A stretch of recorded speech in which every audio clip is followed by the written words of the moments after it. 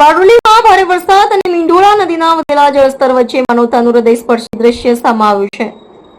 ચાંદપીર દરગાહ નજીક આશરે 50 વર્ષીય મહિલાનું કુદરતી અવસાન થતા તેમના અંતિમ સંસ્કાર માટે પરિવારજનોને નદી પાર કરવામાં ભારે મુશ્કેલી પડી હતી।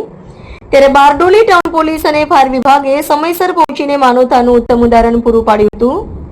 ચાંદપીર દરગાહ નજીક મહિલાના કુદરતી અવસાન બાદ અંતિમ સંસ્કાર માટે પરિવારજનો મુશ્કેલીમાં મુકાયા હતા।